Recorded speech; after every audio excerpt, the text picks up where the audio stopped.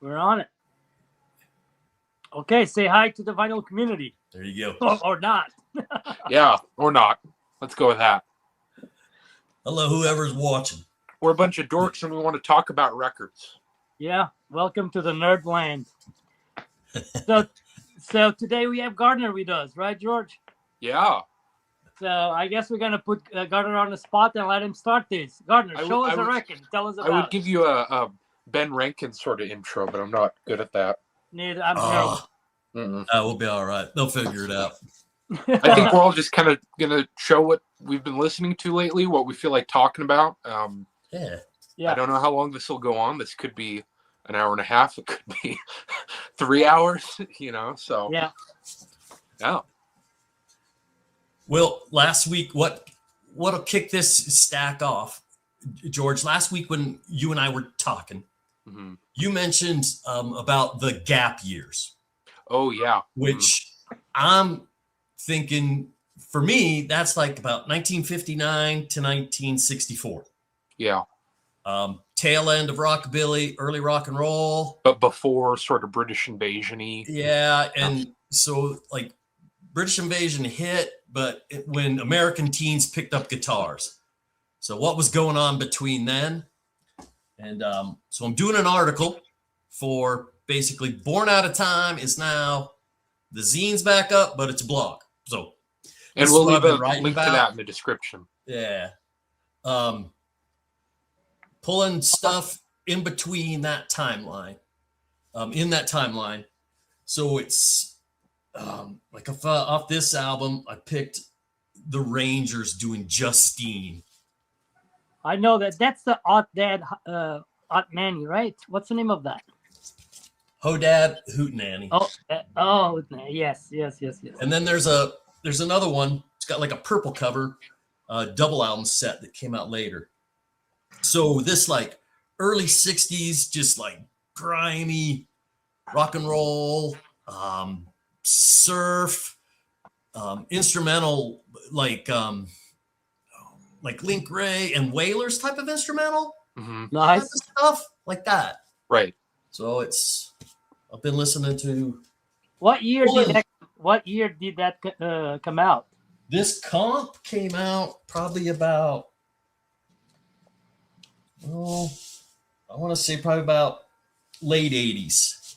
Okay. What label is it on?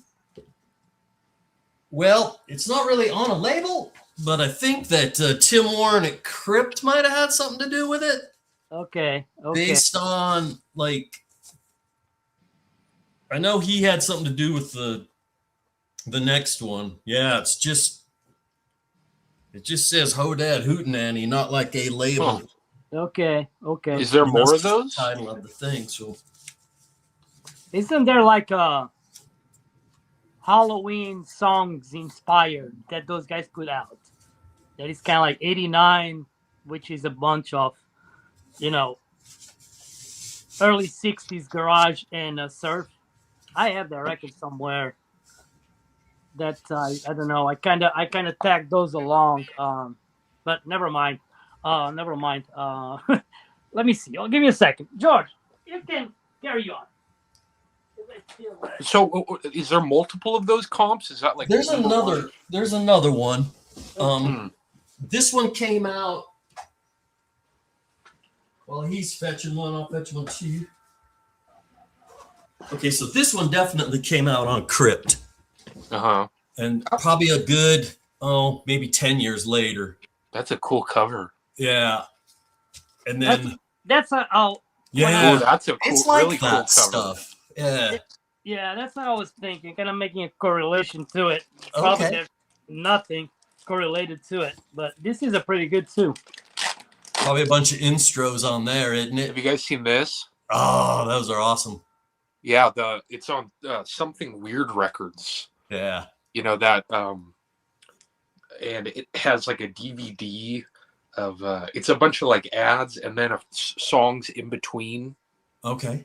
So it's like a radio ad for Monsters Crash the Pajama Party and then The Giggler by Pat Wilson and the Wildcats. It's a real. It's kind of like a monster version of the cruising comps. Right, Josh, right. can you bring it down a little bit because I cannot see it because I have the recording banner right on you. Oh, cool! I never saw that record. Yeah, it's pretty great. I used to get the mail order catalog from that something weird company, Uh-huh. and they put out like videos at first, Yeah. Mm-hmm. like these old drive-in movies, and then Grindhouse, and then Yep. like Titty Shakers and stuff. So like that old strip club music. Like, Yeah. Mm-hmm. are you familiar with the Comps Louis Limbo Lounge? No. That type of stuff. I'm It's not just like familiar really with it. grinding, like, yeah, probably Link Ray, but like grittier type Yeah. of stuff. Greedy is good. Yeah. You want to go, George? You want to show a record? Sure. I was just listening to this, and I forgot how good of an album this is. Oh Yeah, yeah. God bless the Starjets. This is like I found this. There's this one record store in town that it's been there I think since the mid '80s, and it's one of those record stores where it's just stuff's piled to the ceiling, and you can't hardly move around. And this was sitting in a stack. The cover's not the greatest. It's got a ton of ringworm, but it was sitting in the stack, and it was like $10. Yeah. That's a great deal for that one. A few years ago, and not to get all record dorky, but the record's on the turntable, but it is a white label promo. So if that means anything to you, but like, probably my favorite on this is Any Danger Love. Yeah. Any Danger Love. Yeah, Running with the Pack is great too. That's what I was gonna say. Running with the Pack kind of has that almost Jet Boy, Jet Girl sort of throwbacky doo-wop sort of. Yeah, he does. Yeah. He does. You know that's an interesting record. I have no idea how many copies they print of their record, Uh-huh. but I assume they printed a lot of copies because it's easy to find and fairly cheap.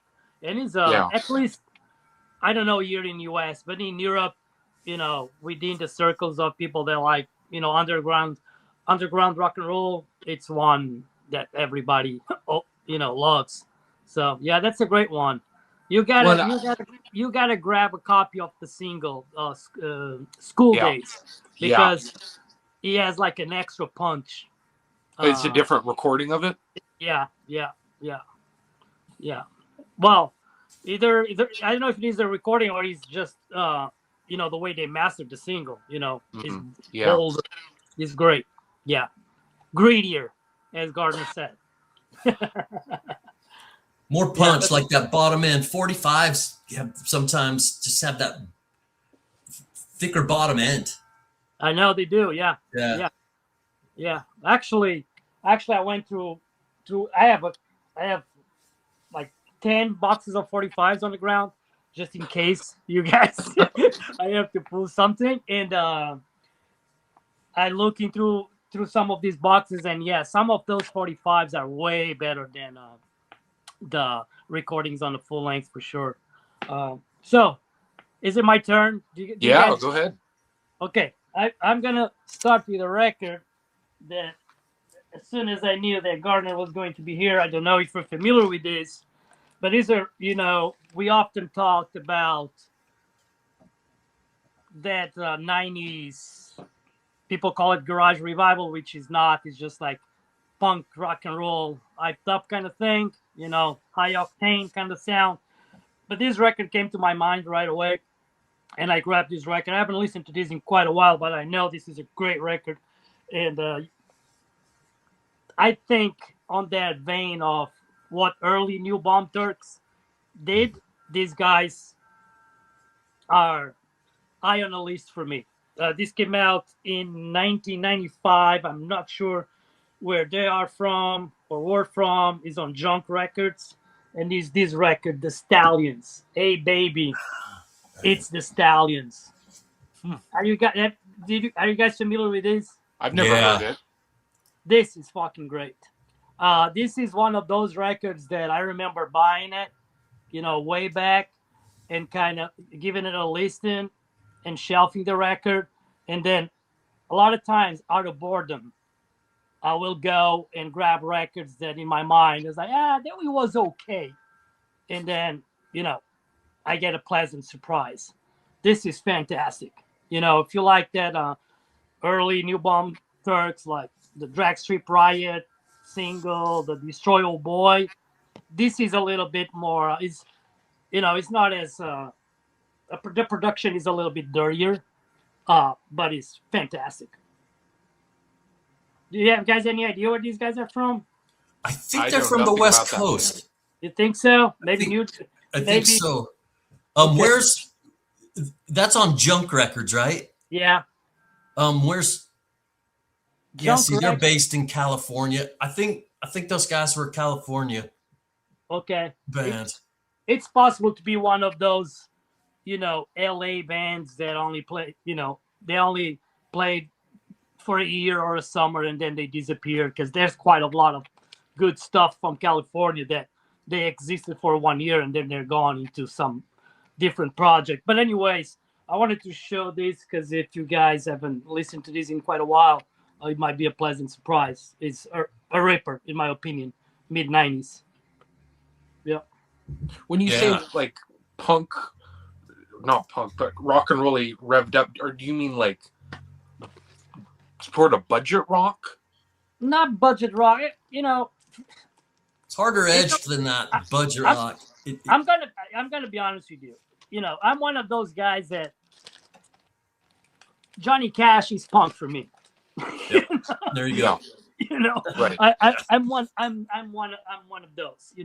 I think like, the sound comes with a attitude, comes to the story of the ones, they are making the music, right? But when I say like punk rock wrapped up, it's more like that.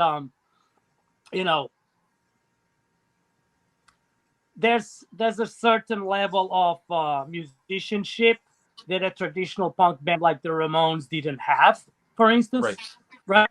You have more like some shredding, little licks here and there, a more raw attitude. Most of classic punk bands that everybody knows, in all honesty, it seems like most of them that they were aimed to be a career, so they end up being really polished, right? I think, the traditional punk rock from 77 to, until now, the ones that made a name, it's kind of like almost recorded at the pop rock level sound. So when I mentioned this more, hyped up, high octane, it's kind of like the New Bomb Turk sound. It's kind of like built for speed kind of sound. If you, makes any, I don't know if it makes any sense. My thought process. No, I get what you're saying. Yeah. Yeah, but this one is great. It's kind of like you definitely can hear some art breakers, here and there, but it's tougher, like mid tempo, high tempo at times. Yeah, it's a great record. If you like the rip-offs and the New Bomb Turks and all that stuff, this is a bargain bin, because it's a record that I've seen many times out there for cheap. So yeah. We are Italians. That stuff I think we might have talked about it. This kind of like, is it garage punk? Is it budget rock? I think for me, as a garage fucking geek, garage itself is that 60s sound, that fuzz, that farfisa 3-chord structure. Garage revival in the 80s that kept that same formula. Yeah. But then as that kind of Chesterfield Kings and that more authentic garage revival started winding down at the end of the 80s.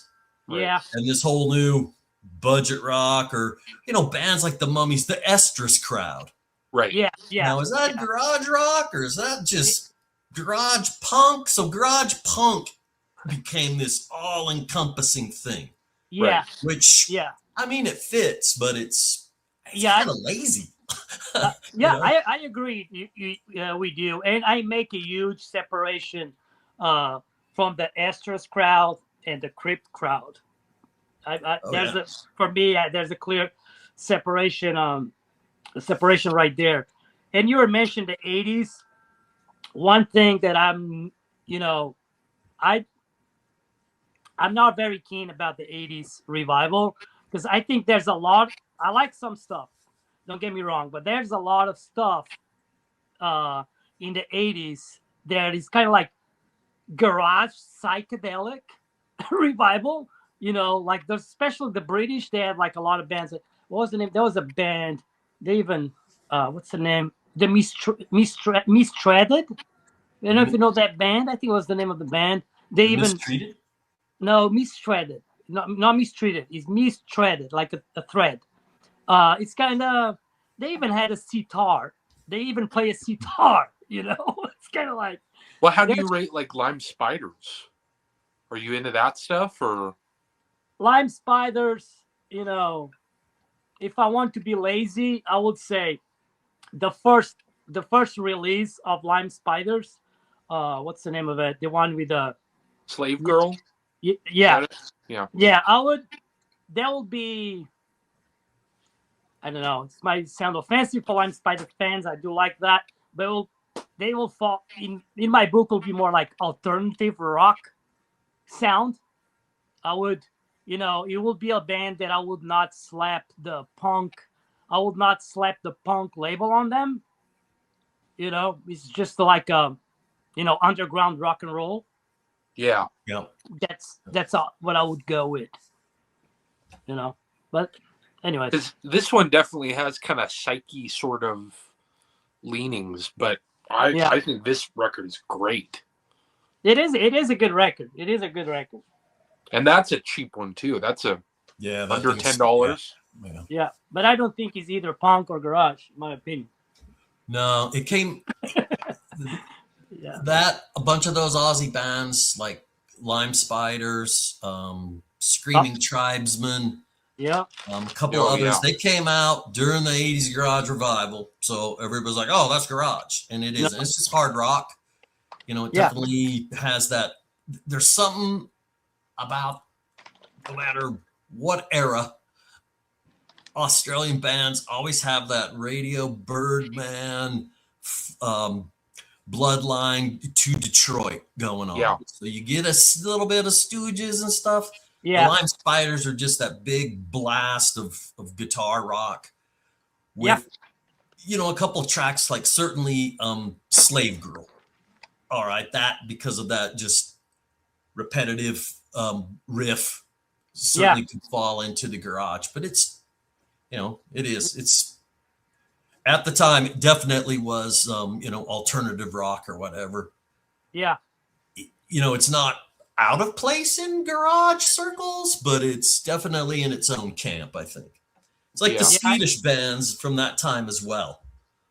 yeah, The, yeah, the Nomads, the early Nomads, that's not really garage stuff. I mean, they were playing some garage rock, but they also had rockabilly and just this distorted, loud, Crampsian thing going as well. But yeah.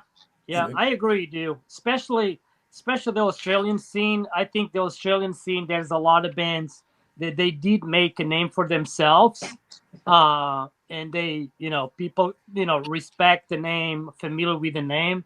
But in true reality, you can literally handpick a handful great tunes, and there's a lot of filler in it. And you mentioned well, what's the name? The Screaming, what the tribesman? What's the name? Screaming. The Screaming Tribesmen? Yeah, I remember. I think maybe I don't have it anymore. Those guys, they went off the rails. They have a couple records that is kind of almost like they almost sound like "Wanna Be the Cult" kind of stuff. I don't know if you're familiar with that. They just off the rails. Yeah. And then, the earlier stuff was their best. Is that the band that had that song "Date with a Vampire"? Yes. Oh, that song is awesome. That's a great song. That early stuff. There's about 4 tracks. Stand Alone, Move a Little Closer. Yeah. Vampire and Ice, something. Yeah.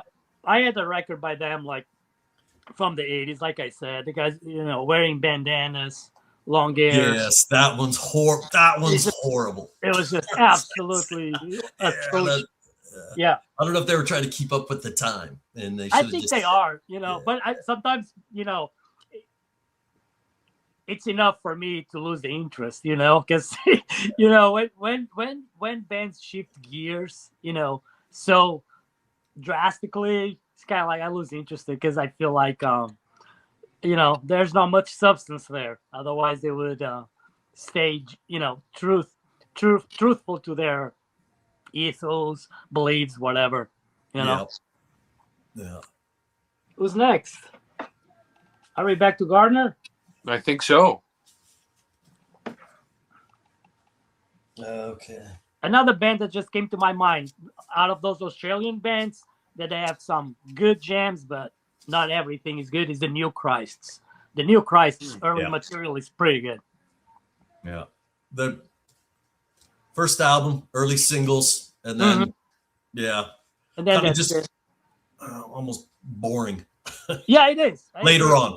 Yeah, just the early stuff, which is like you said, very Radio Birdman influenced stuff. Yeah, well, Rob Younger was in Birdman, but their first couple of singles, "Born Out of Time." Yeah, Born Out of Time. Yeah, actually, kind of where I got that name was a part of the reason I have that name for the zine. This series. Oh yeah. Shoot, I don't know. I think there's well over 20 now. Oh, geez. They dig so deep into. Off of this one, I was listening to a band called The Tempests, rock in Rochester, USA, like 1963, 64. But this has just got the dirtiest rockabilly, rhythm and blues, just like that Deacon and the Rock and Rollers. Is that the first one? What's that? Is that the first one? This is volume 1. This is the only one I have. 7. Yep. Yeah. I think I go up to about 8, and then it was just like overwhelming. But there's well over 20. It's like some of the Pebbles, like it goes on too long, and they're sort of running out of stuff from the pot a little bit. That's the same quality as the first couple volumes, Yeah, I think Pebbles probably up through volume 8 are strong. Yeah. And then 9, 10, 11, into about 12, it's like, okay, you probably could have had a side. So as far as the American volumes, you probably could have had up through about probably, I think, 12 strong ones, like volume 5, both sides. You're not lifting that needle. You're not skipping one. If they'd have just plucked the best ones out of the later volumes of US stuff, 4 more volumes, and then the rest would have been, there's a lot of filler. If you revisit years later, if you have those comps and you revisit years later, you kind of, get good surprises, things that I think we tend to overlook. When a series of comps like Pebbles is so good, the first volumes, and then there's a lot of filler, I think we tend to overlook the comp on its all. But if we take the time to revisit, years down the road, we'll kind of enjoy it more. At least it works for me that way. So is it my turn? Are we back? I think so. Okay. That's what I got here.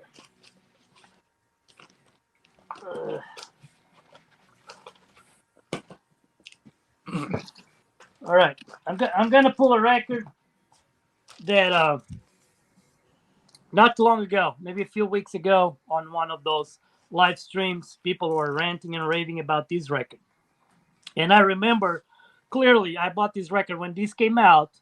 One of my neighbors The guy was into collecting music, but he was more into hip hop and jazz and stuff like that. And he took me to a store, a small store in Chicago of a friend, and the guy was just specialized in hip hop. But he had this record there. I bought this record. I took this record home. I listened to it, and I was like, whatever, nothing special about it. So, but the other day, someone was rating and raving about this record, and I gave it another go. It's you guys probably familiar with this. These guys are from Atlanta, if I'm not mistaken. Gentleman Jesse, familiar with that? Okay. Oh yeah. So, are you familiar with this record? The debut from this band. Mhm. Oh shit, yeah. Yeah. That's a great record. Okay. Yeah. So, What live stream were they talking about that on? Say it again. What live stream were they talking about that on? Is the Analog Attack that usually all they talk is about Japanese hardcore? Oh, okay. Yeah, yeah. But once in a while, someone pulls something. Yeah, they're ranting and raving about this record, and I remember clearly when I bought the record, I was like not that impressed with the record. I think it was just the sound, very 90s sounding, super too produced for my ears, not as dirty as I like it. But I went and yeah, I think it's a great record. But I would like this record. I think this record would be amazing if it was recorded in mono, in my opinion. To be honest. So you guys familiar with this record? So you guys think this is a pretty good record? I like that one. Record? Yeah. Yeah. You like I this like stuff? that. I like that stuff. That I'm trying to think of the guy's name. Brad Marino. Have you heard of Brad Marino? Is there a guy on that band called Rumbler or something? I know that right now that sounds familiar. He does a lot of solo stuff, but he and some other guy there. That was another little pocket of 90s garage pop, power pop. Yeah. Good dual guitar blasts. Yeah. Yeah. It's like the equivalent of just like teenage rock and roll. Okay. You think way back in time, something like Rick Derringer with Rock and Roll Hoochie Coo. That's teenage rock and roll. Yeah. It's like, okay, I get that. Yeah. It's just a new generation of teenagers. It's not. They definitely probably have some punk records in their collections, but they're also listening to, there's some Beatles. It's just this amalgamation of everything that you like about rock and roll. Yeah. That's what these guys, one thing that I hear on these guys, he was kind of like a little scene. There was actually a lot of bands in this vein. I hear a lot of, they try to, it's kind of like they love the Boys as much as they like T-Rex, as much as they like Sweet and Slade, and they kind of try to, put a little bit of everything together. I like it. I like this record. I listen, and I definitely appreciate the record way more than I did on the day that I bought it. but I don't think it's that. I as I said, I would enjoy these with a little dirtier production, not as clean. Can you list the songs on there? There was one that I remember was really good to me. The songs are great. And I actually have a record. I pull a record of a band that I think they're fantastic. We'll talk about later, but I think they're fantastic songwriters. But there's something in them that they miss, and I want you guys' opinion. The track list is Numbers, Baby, Baby, Baby, Feet, I Won't Wait, Don't Roll Your Eyes, Baby Jessica, Because, Girl, Monkey See, Monkey Do, The Lurker, Ballroom, Disasters, and Come On, Come On. This is what, the Cheap Trick cover, I think. Yeah, is a Cheap Trick cover. I think I found out about that album because Hyper Viper 1 showed it. Yeah, this is on Douche. That makes sense. That guy would, He went on and on about Baby Jessica, that song. Yeah. Off that record. It's like, I like every single song has a good hook. Every single song. My only issue with the record is how polished it is. It's too polished to my ears. Especially when you try to emulate the boys. you know when you try to so it's a little bit too polished for me. Yeah. So There's a bunch of bands like The Cry, yeah, Bad Sports, maybe yeah, the yeah, Marksmen, stuff like that. yeah, In that same kind of camp. yeah, yeah, yeah. Yeah, That's more like early 2000s, right? Bad Sports. yeah. What label were they on? They were on a couple. Oh, Douchemaster? Were they That's on? what that's where this one is from, Douchemaster. Okay, I think they had at least a couple on Douchemaster. Okay, it's Yeah. possible. Yeah, yeah, I know exactly what you mean. I really do with all those bands. A good band.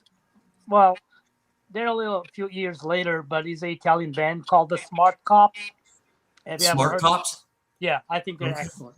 Okay. My favorite Italian band from like early 2000s that had these you know power poppy, you know punk with like a little lo-fi vibe is a band that I mentioned on my channel multiple times. Is the Snazzy Boys. I think that is so damn good, but you cannot stream it anywhere. There's like a couple songs on YouTube, but it's like a record that in Europe it's got to be an €8 record. Hmm. Yeah, good stuff. Good stuff. Okay, I'm going to show a record, and this I would actually say falls into that camp of it's good songs, it's very well written.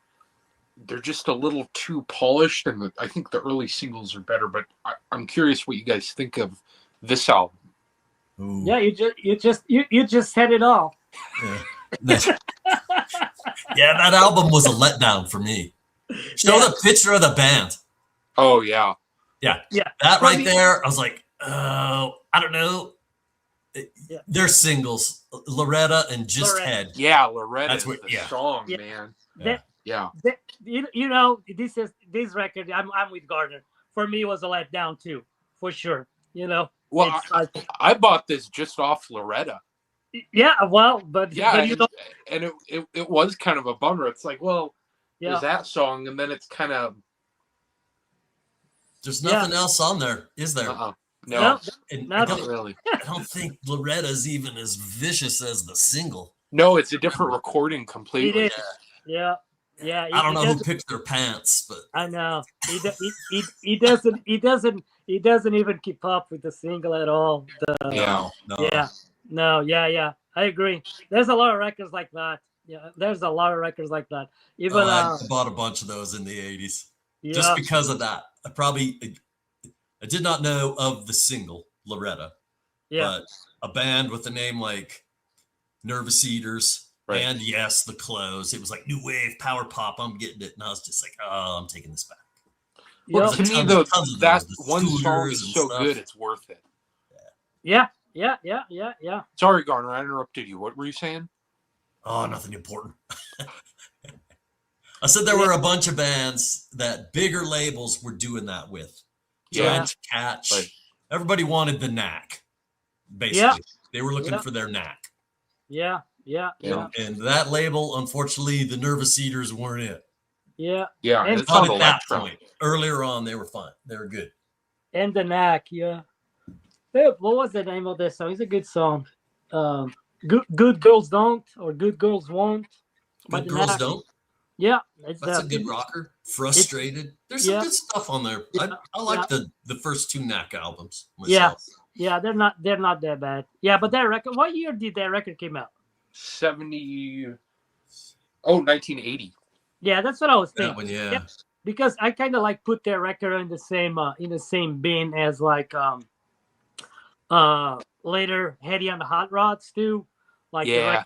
like Thriller and Fish and Chips and all that. Yeah. He has a couple good songs, but they were aiming for the charts, I guess.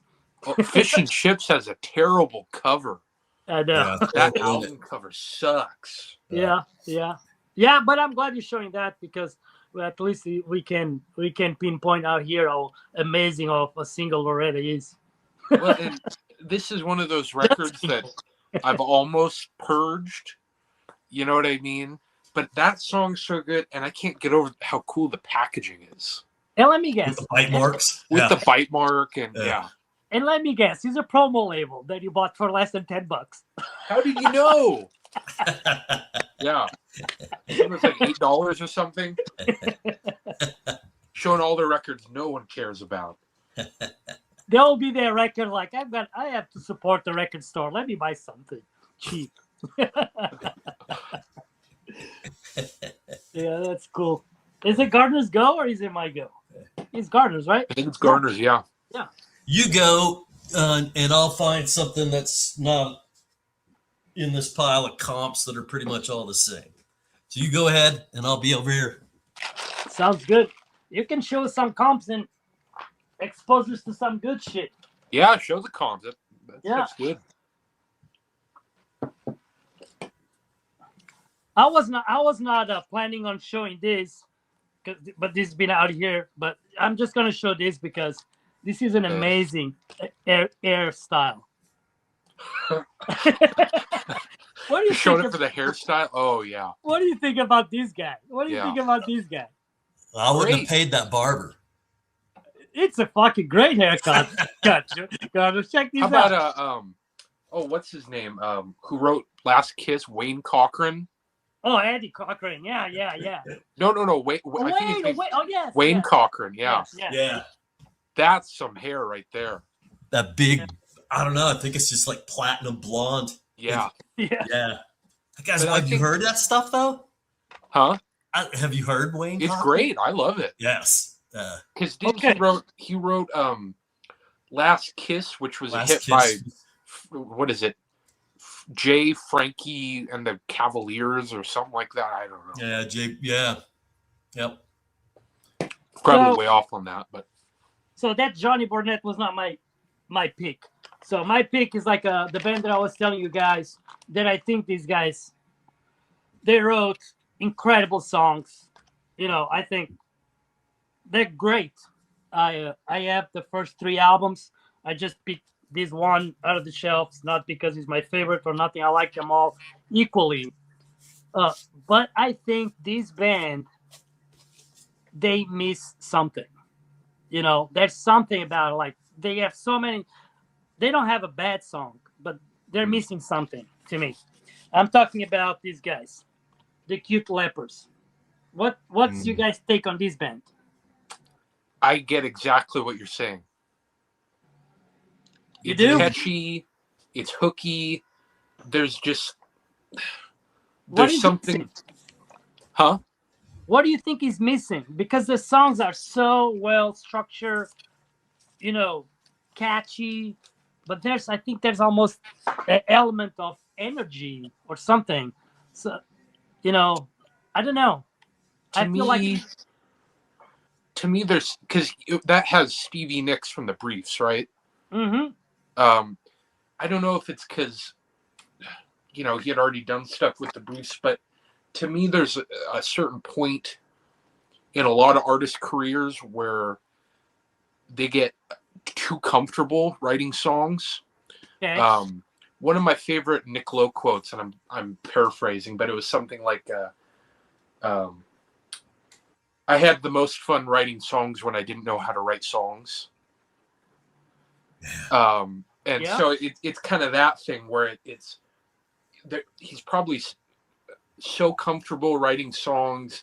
It's getting formulaic.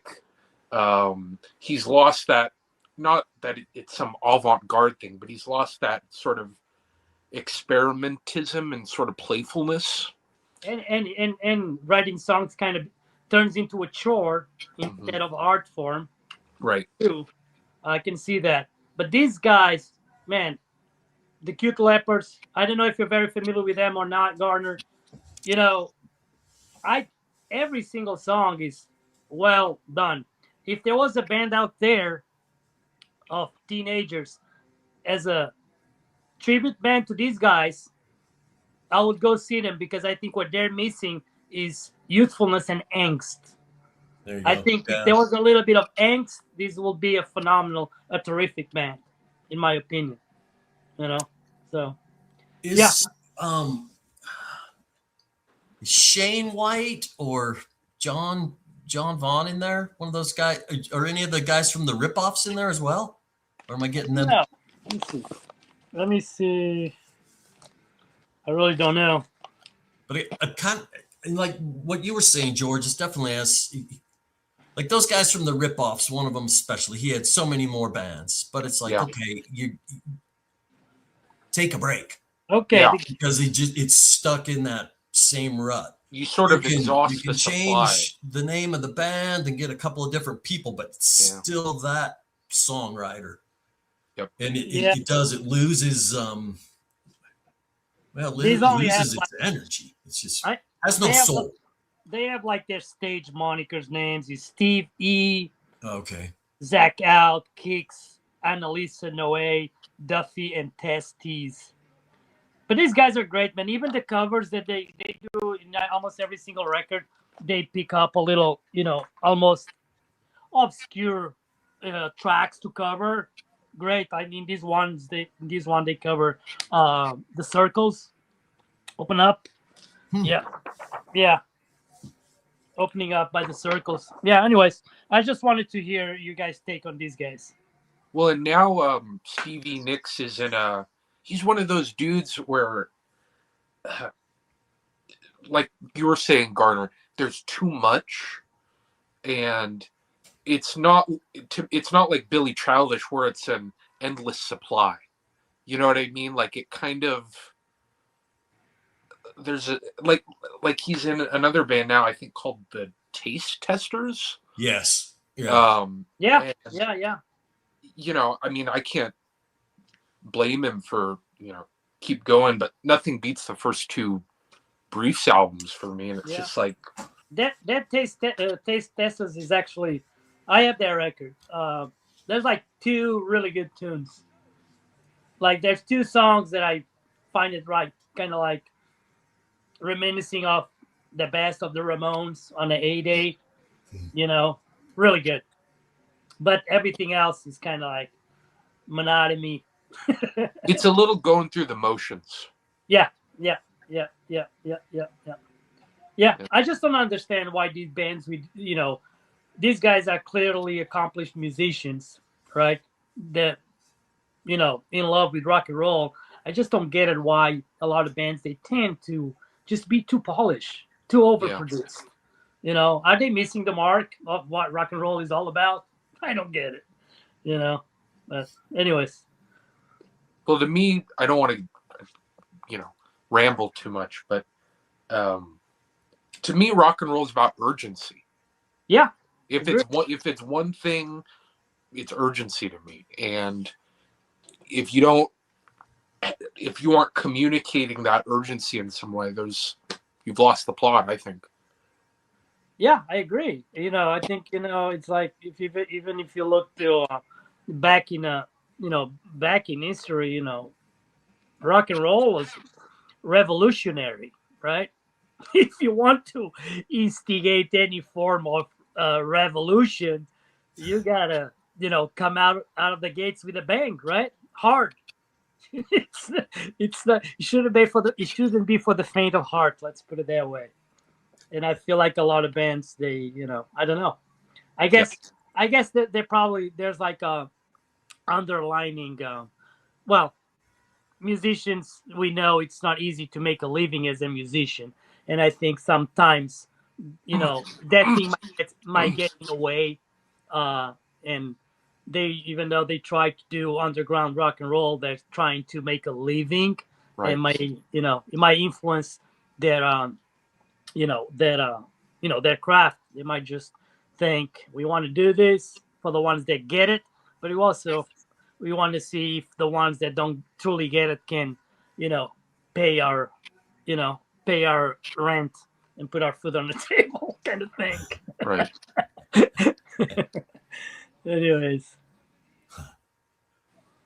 It's to me, and I mean, because you and I both play music, George. To me, it was. I think also, when they start lacking that initial energy, like when you first start playing, but also I think at times, and especially in recording, it's like too perfect.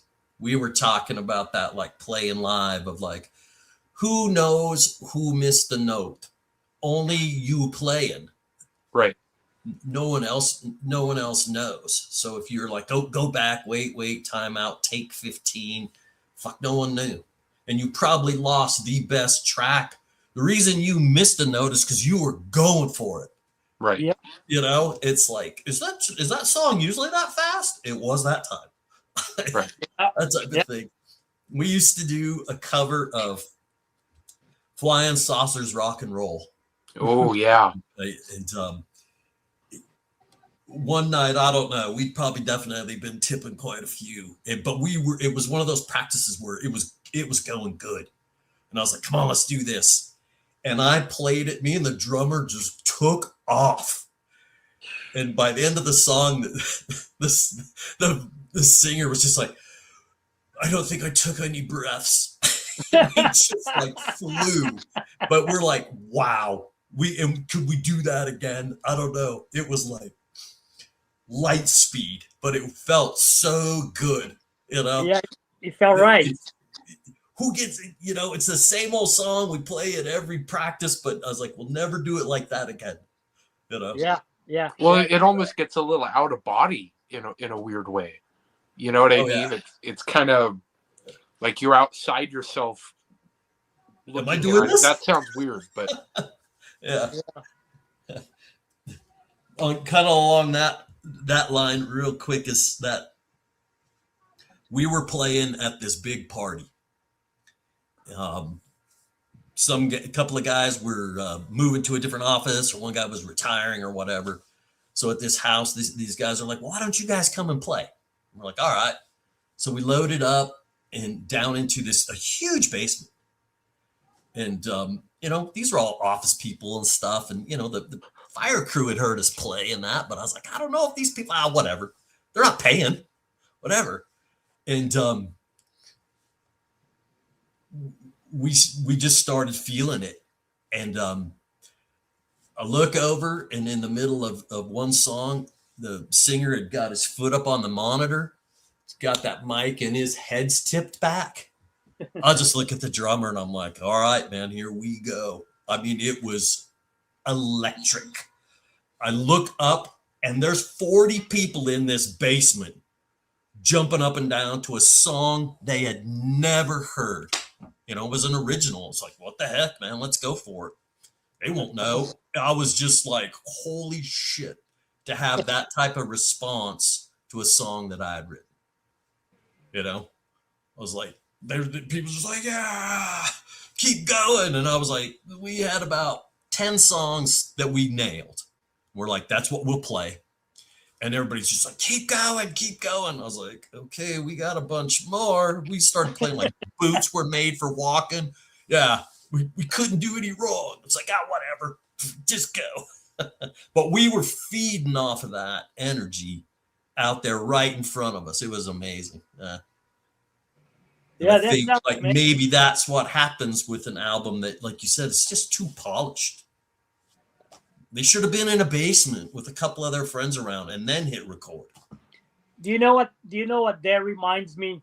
And I'm pretty sure throughout your lives you guys experienced these many times. That reminds me the amount of people that I met throughout the time, throughout my life, that they would hear the word punk rock. Oh, fuck that shit, And then you play something. Oh, this is punk rock. This is garage. This is amazing. Is it mind blowing how many people are out there that just based on, preconceptions, they miss out on, the beauty of underground rock and roll. It's it's crazy. I met so many people like that. Yeah. Gardner, Definitely, you gotta yeah. show us a record. Because in the mainstream, if you think about it, when you ever hear about punk or whatever, and probably especially like when me and you were growing up, Joachim, is that they were like Sex Pistols.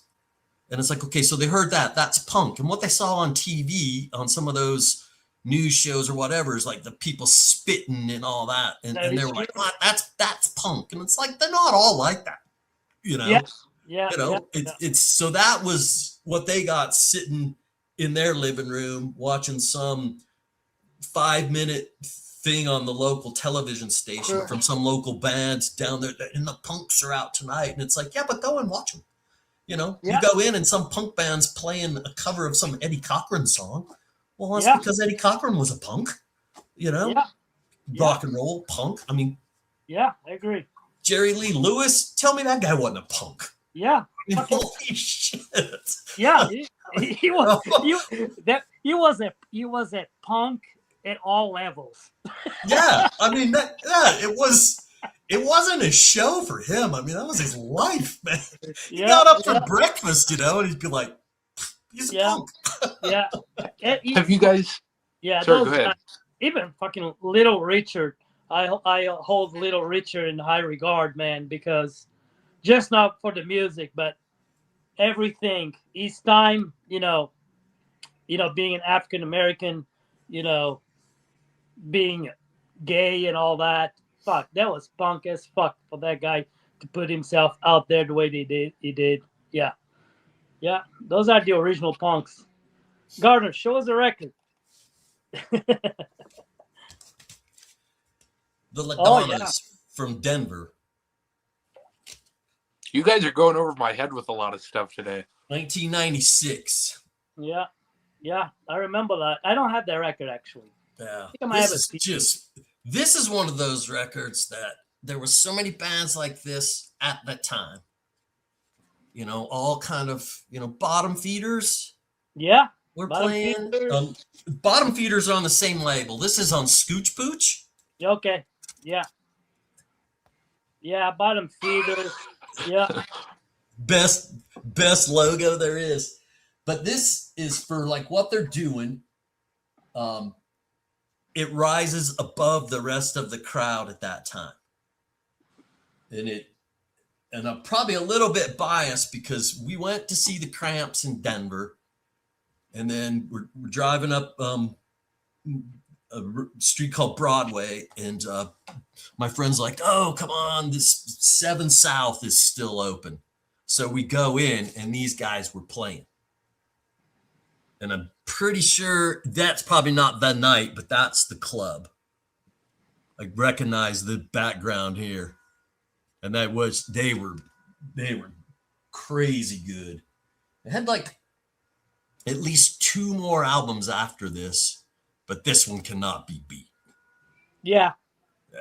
And I mean, if you find it, it's probably like, they'd probably throw it in for free if you bought another 3 or something. It can't be it shouldn't be expensive.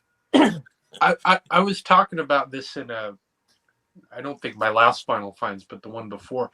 There's this misconception that records are really expensive. And yeah, there's, if you're going after the Holy Grail, whatever, but you can get so much good music for, under $10 an album, Yeah. And no one talks Maybe about in it. your town. Well, Yeah. I think one of the big things that, we got to say the records are expensive is because you call it, new releases, you're talking $25, $30, $35. yeah. That's expensive. Of course, Yeah. if you want to hunt down, records from the 60s, 70s, and 80s, from 30, 40 years ago, you will find cheap records. Good shit. Yeah. But it is, it's not cheap collecting records. I agree with Gardner these days. In my town, there's not much shit I can find for $10 anymore that I don't have already. But you're right. Yeah. Well, I wasn't going to show it, but I guess I will because it's just sitting here. This is a great album, and you can find this for under $5. I can't see it. Can you bring it down? Oh, okay. Mitch Ryder and the Detroit Wheels. that stuff you'll find. That's the record that you still find in a thrift store here and there. Yeah. Yeah, And Yeah. I'm just saying, I mean, sure, if you're getting new releases or rare stuff, but if I at least here, I shouldn't assume where you guys are, but at least here, if you're willing to look a little harder than the average person and kind of look in some weird spots, you can find some good yeah, yeah, cheap yeah. heat, as they say. Oh There's yeah. there's a store here in San Diego that they have. I don't know, but I'll say they must have at least 30 to 40,000 records in store, and at least 60 to 70% of those records, I believe, you can buy 3 records. I think for $12, and it's not like it's like the Jerry Lee Lewis, the Elvis records, the Clash, the Mott's and the Opals, the Slades, that all that stuff. If you really want to build a collection of, like, classic, early rock and roll, like the greatest hits of this, the greatest hits of that, even those debuts that they printed a zillion of them, you can find a lot of Yeah. stuff like that there. Yeah, but yeah. The I other day, think me and my wife, we were going through. I was organizing some of records that I have on the site, and I realized I had 13 records by Rod Stewart. Can you believe that? you can sing, man. Who needs? You couldn't pay me His to early take a Rod stuff, boy, Stewart record.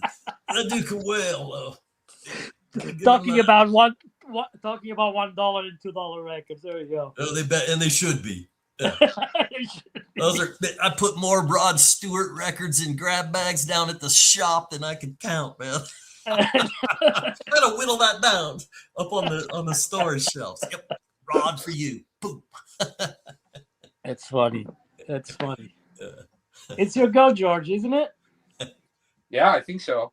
Yeah, he can. Should I show an album or 45? You show what you want. It's up to you. I'll show this. And this, just keep your clothes on. I don't make any promises. Yeah. Well, don't stand up all of a sudden then. This isn't a punk record, but kind of like we were talking about with like Little Richard, Johnny Cash. This is a punk record. You know what I mean? Oh yeah, fuck Yeah. yeah. That's the soundtrack for How Did They Come, right? Oh yeah. Yeah. And Nice. obviously, I Yeah. he just passed away. Yeah. But this is so good. Vinyl Richie was talking about how you can get it if you really want it, and Harder They Come are both on both sides. Those are the best songs on the record. I don't care if I, hear them each twice when I listen to this album, Yeah. Yeah. And then you get like great, I love Desmond Decker. You get Shantytown. Yeah. Yeah. Fantastic. Yeah. Yeah, I think that is essential music for sure. Yeah. I do like some 60s ska, mental kind of stuff. Yeah, that's a classic. Harder They Come is a great song. I was about to grab a 7-inch that it's not, Garley Jeffries, Wild and Oh yeah. yeah. That It's kind of is like a great another song. one on that vein. Like, you have to have those songs in store, But I was reminded by listening to this. I was kind of, I listened to this and then I kind of was looking on Spotify or whatever and looking at the different versions, like covers of Harder They Come, Harder They Fall, that I kind of forgot about. The Joe Jackson version of the Harder They Come, what is it? Why do I keep saying that wrong? Yeah, the Harder They Come, the Harder They Fall is fantastic. And then I completely forgot Poison Idea did a cover. yeah. Well, Yeah. So many bands did. I do not recall that Joe Jackson though. It's on, I think it only came out as a 12-inch like maxi single in England. I'll right check it. before he did that Beat Crazy album. I was gonna say, was it around the Beat Crazy time? Mm-hmm.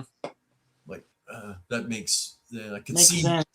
Yeah, that's an album where it's like, okay, what direction are you going? Yeah. Yeah. I'm done after the first two, you know? That's all I need. I think that's Yeah. all you need. Yeah. I Yeah. like Jump and Jive. That's not bad. He Yeah. does good for what that is. I was like, oh, okay, that's cool. But the first two albums are good. Yeah. That's one of those that it's like, I don't know what to put on. Joe Jackson looks sharp. We'd be good to go. Yeah, I agree. It's at the store. The other guy that works there, he's like more probably like he's a huge Blink 182 fan, and then in that camp. So I was like, well, you got to go back a little bit, and so I turned him on to that Eddie and the Hot Rods Teenage Depression. He said he took that home, boom. And I was like, we were taking turns going around the store. I said, go pick a record and let's put it on.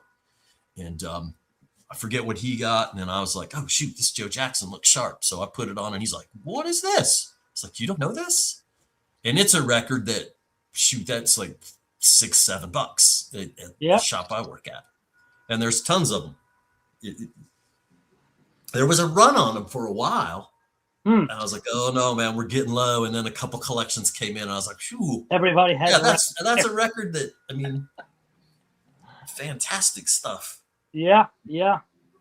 So you're saying you have a guy that works at the shop with you. His favorite band is Blink 182. Yes. Is he an intern? Is he an intern at the store? No, man, he's on salary. I'm the intern. The reason why I'm saying here is to say that it's like I have, the label Tank Records, right? Yes. So they're friends of mine, and anyways, so he always has young kids working there. He gives them an internship. I don't know if they even pays them. I'm working for records, man. That's what I do. I'm just working for credit. I'm basically just working for records. Yeah. Well, I was like, okay, yeah, because that's quite of a statement. Blink 182, my favorite band, and I work in. He owns it. I'll give it that to him, man. He owns it. It's like, all right. But I tell you what, it's like I'll be in the back room and I'll be like, oh no, you're not doing this again. I'm like, dude, we have all these records here. Don't put on Spotify. Go pick a record. Yeah. For one thing, it's not so you can hear something new, but also I told him, I said, best way to educate yourself so you can help a customer is, what if they ask you about that record? Yeah, I don't know what that is. Well, at least we'll know. I mean, we listened to some stuff that was like, maybe we shouldn't have, but at least we knew. Yeah, yeah. And then we found some other really cool stuff, that comes in. I'd be in the back going through a collection. I'm like, I don't know what this is. There's only one way to find out. Listen to it, yeah. I was like, you got a record player right there. Yeah, we're in the record store and we're playing Spotify. Come on, don't do that. If I was at the counter up front, I'd just like, man, let's play an album and put it out on the now playing thing. Yeah. Yeah. Some of the record stores, I mean, I listen to Spotify. I mean, when you're busy, you kind of like, he's up on Sundays and he would be refilling all the new stuff that sold. So, I mean, he's busy ordering.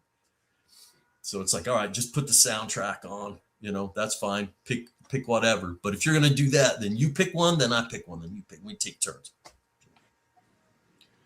But as much as you could, I'd like to put in on a record and then see the response you got in the shop. It was cool. The very first one that I was playing and somebody bought was Mott the Hoop. Oh, which Mott album? Just the Mott. Oh, yeah. No. I was like, yep, somebody bought that. I was like, my job. Then I did my job that day. Yeah. I've bought a lot of records off what they were playing. I love that. But I listen to Spotify in the car. But what's the point of playing it in a record store? I don't know. It's just that's a pet peeve of mine because it's starting to happen more and more around here. Is I think about almost all the record stores in town just put on Spotify. Yeah, that's God, true. that's lazy, man. Yeah. It's like when I found that MC5, when that MC5 Kick Out the Jams came in, Oh yeah, I took it up front. I was like, oh, we're listening to this. Because we're going to see if it's uncensored. And then, people are just like, what are you listening to? This is MC5, motherfuckers. what are you listening to? What are you doing? What are you doing at the record store if you don't know what this is? I know. I was like, what? Yeah. Are you an intern? Go home. You are now. Did the Blink 182 kid know who MC5 were? No, not really. No. I was always He is an intern, isn't he? Yeah. No, I mean, he was really receptive. I mean, he'd listen. He'd be like, "What?" I'd be telling him, and then like the history of that, and I was like, "But put it on." You don't have to like it, but at least you'll know. You got to test this water. Exercise your brain. Exercise your brain. Yeah. Well, I have a record here to share with you guys. Because I think, Gardner, you will remember these guys. I don't know much about them. I picked this one. I don't know how good this is in studio, but I remember I saw these guys actually back in Portugal in the mid-90s. And these guys put out a hell of a show. This band, the Mad Daddies. Oh shit, yeah. I'm sorry, I'm gonna That get cover. Yeah. this cover is good. That's great. That pretty much sums it up. It's this Crampsian, little bit of rockabilly, but a lot of kind of strolling kind of songs in their other albums, the one I'm more familiar with. Yeah, but it's exactly what you just said. It's one of those bands that that resemble the inspiration from the Cramps. You hear it right away. But dude, did you ever see these guys live? No. Dude, I know live they were way better than they are in studio, but this is a good record for sure. But I remember when I saw them, I didn't know the band. It was like at the time there was like this club in my hometown that they will have bands, but it was kind of like the club you will go every Friday night or Thursday night, whatever, and they had like international bands, and they were playing that night. And these guys put out a show. Even the lead singer was kind of really trying to. Well, he was not trying. He did impersonate Lux Interior. He can't he? To the T. Whoa, the guy ended up the show almost bare naked, crawling on the bar top. I was impressed by the band, let's say it. But anyways, it's another band that falls into that 90s. Is it punk? Is it rock and roll? What is this? But it's a band that New Jersey, right? I believe. Yes, yeah. On their other album, something meant it. It's a lady just in like fishnet. Yeah. Not just stockings. Her whole thing is something men. Anyways, they do a killer version of "Ain't That Loving You, Baby" from Jimmy Reed. What year is that one you're showing? This is probably like 95. Oh, wow. Huh. Yeah, mid-90s, yeah. Yeah, 95. Yeah. Another band that kind of fell in that camp is Pink Slip Daddy. Yeah. Have you ever heard them guys? Yeah. They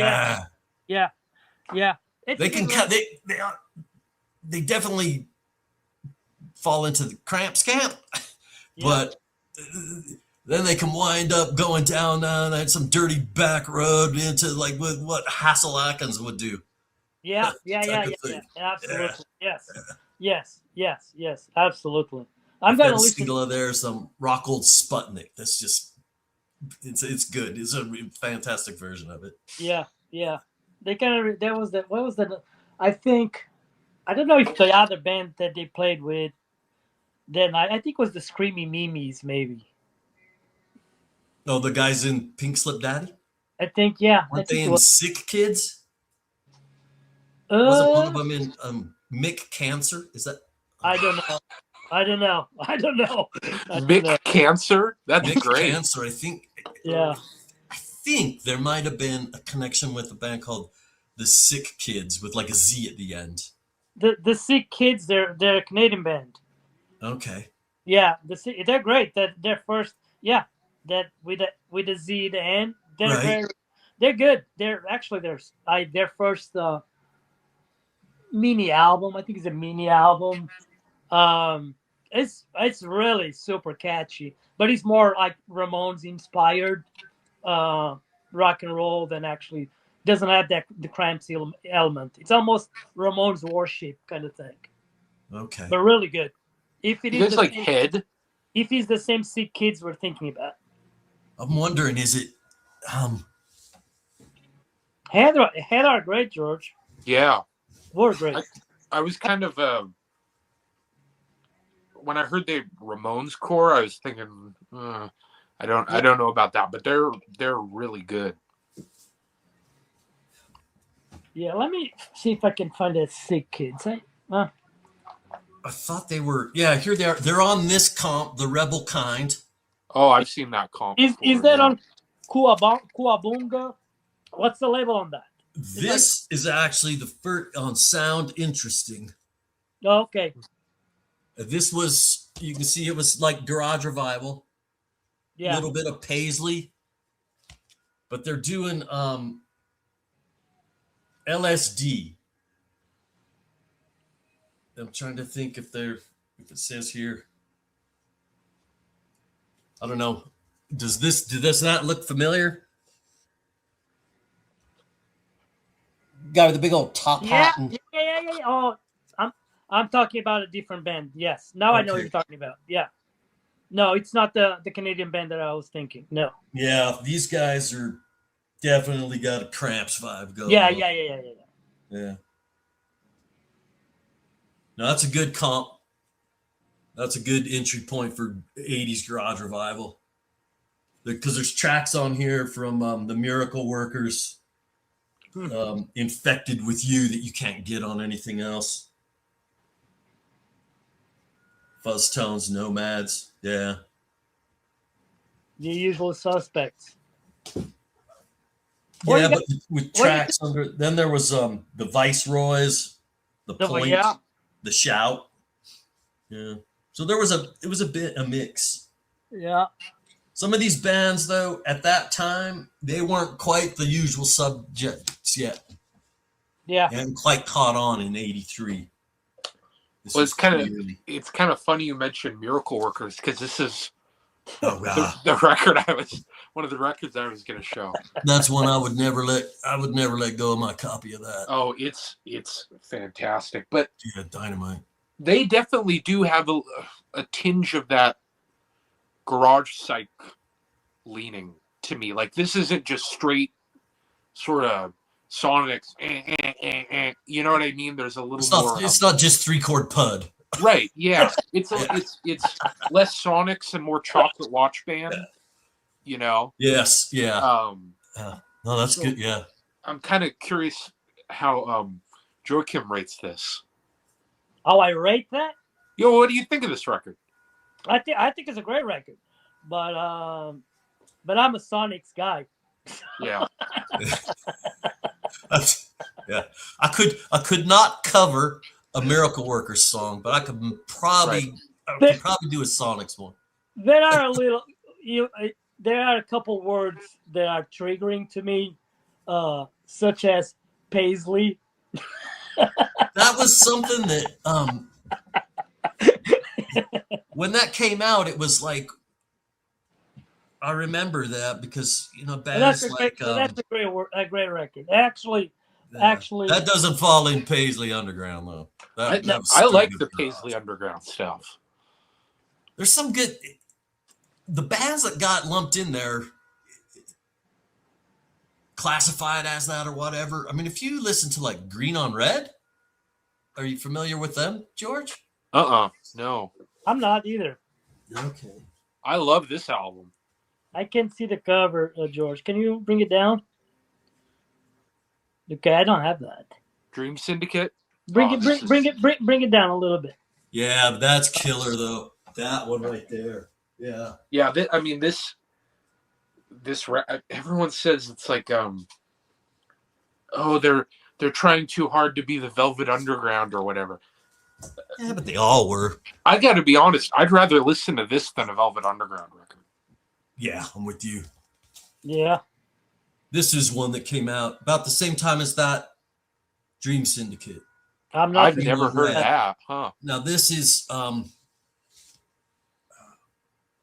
man, it's worth. All I can say is take a listen to it. The album's called Gravity Talks. Huh.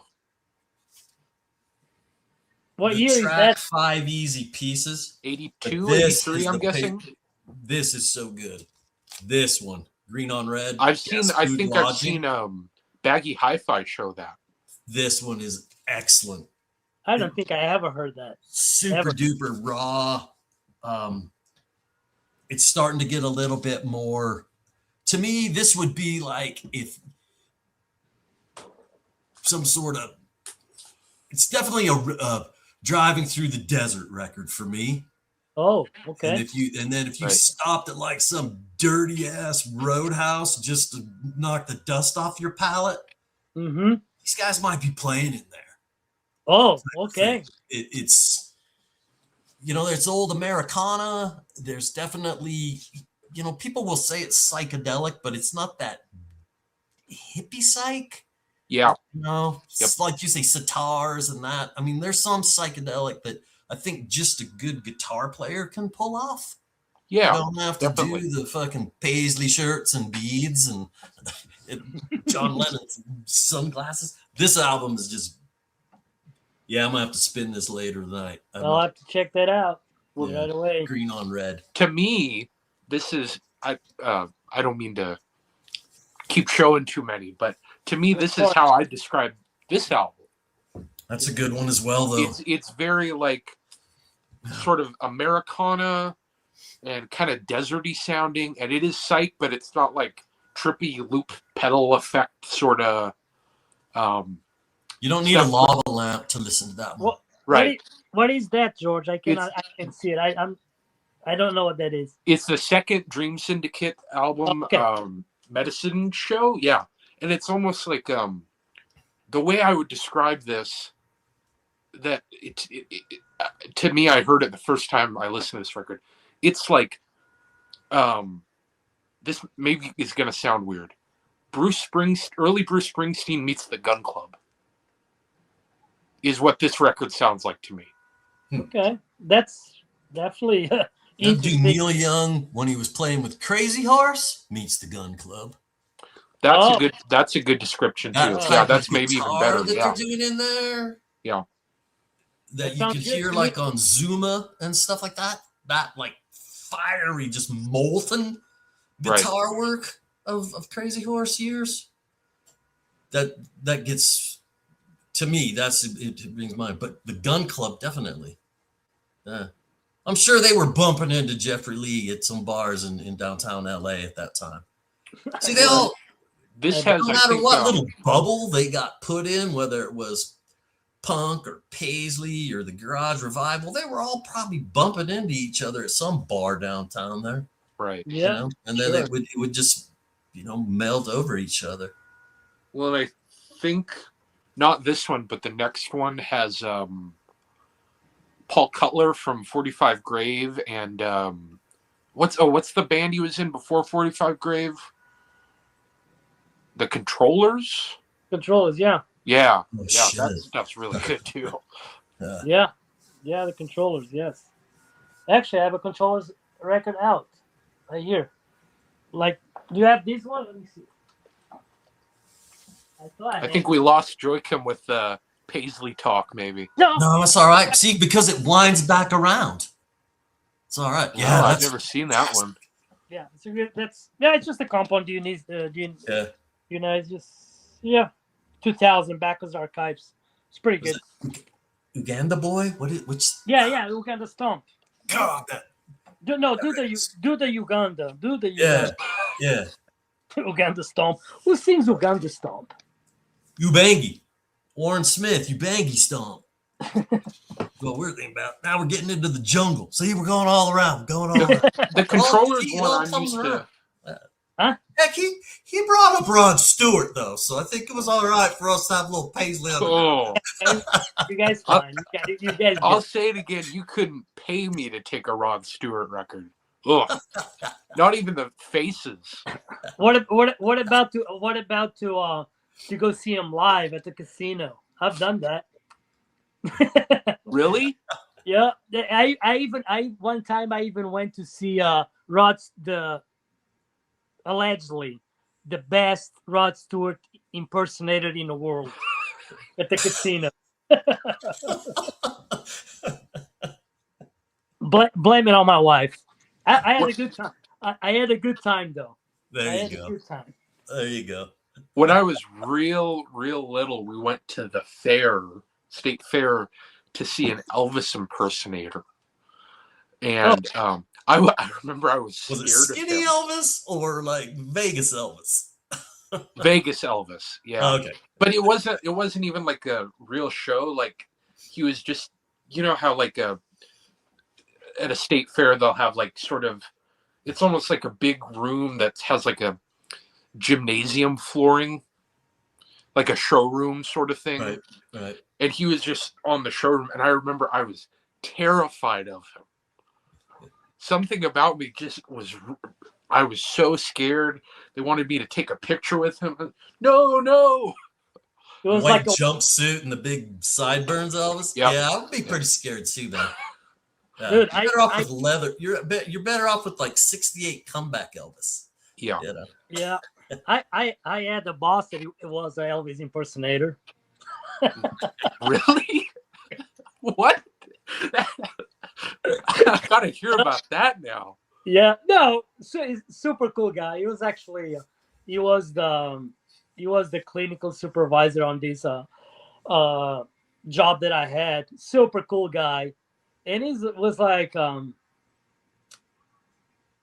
can I say, super nice guy, but he clearly he spent all his life pretty much supporting his mother. His mother had like severe medical issues.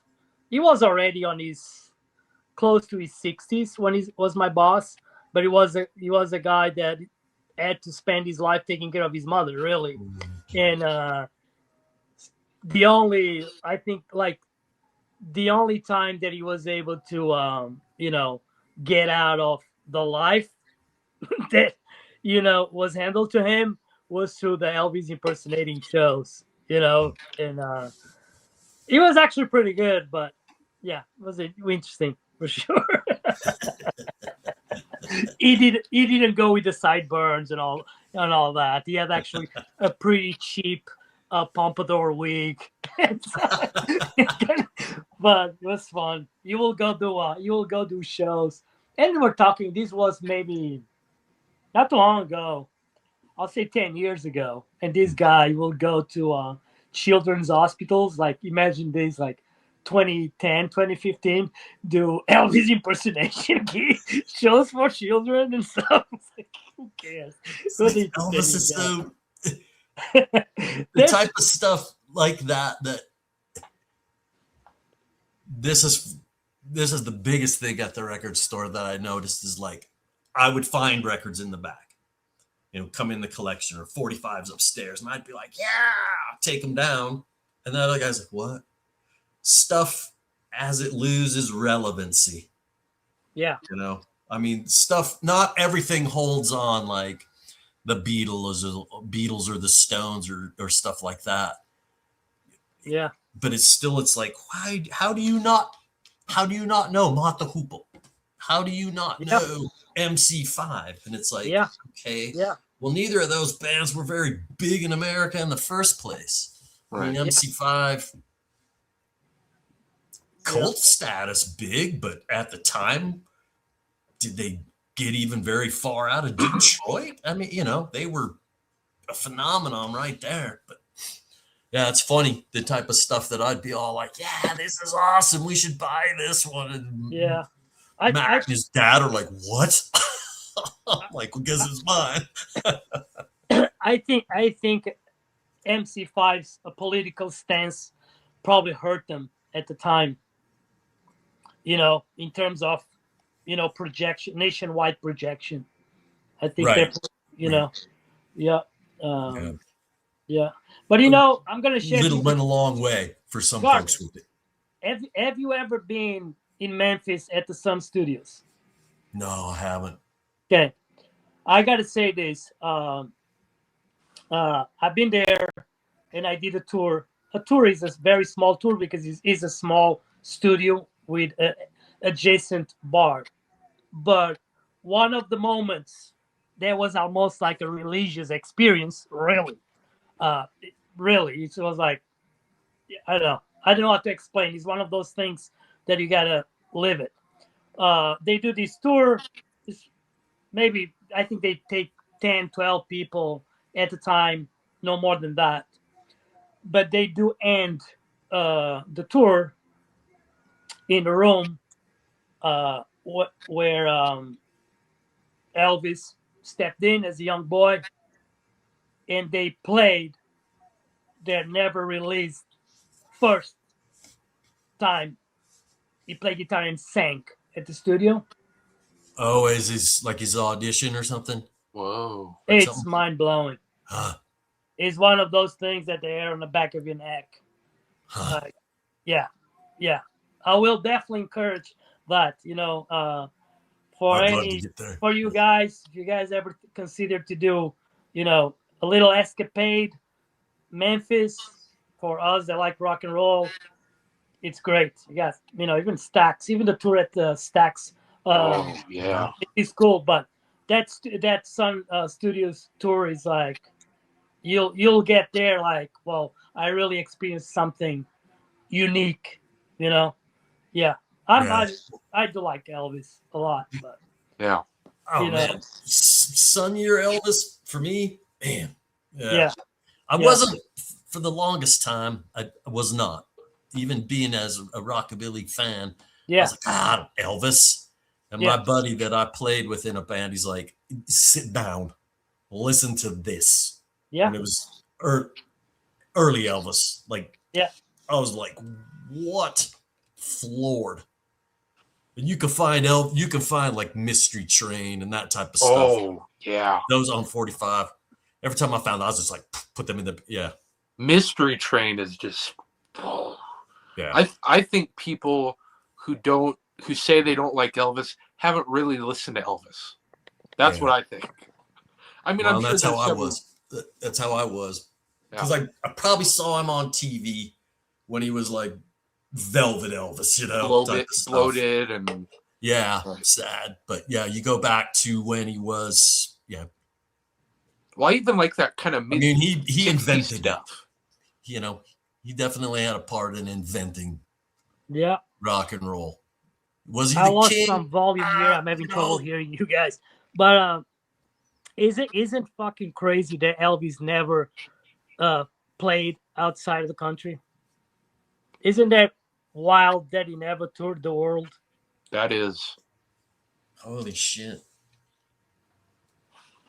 Wow, think how big he'd have been. Then, Huh. Did you never even to England? No, he never went anywhere. Wow. No, he never went anywhere. Huh. Maybe I don't even think he did Canada. I don't know. Yeah. Huh. That guy, that manager, he held him in Vegas. He put him to work. Have you guys seen that Elvis record that his manager put out? And it's just all the it's just sound bites of Elvis talking live between songs. Wow. His manager put it out as like a cash grab.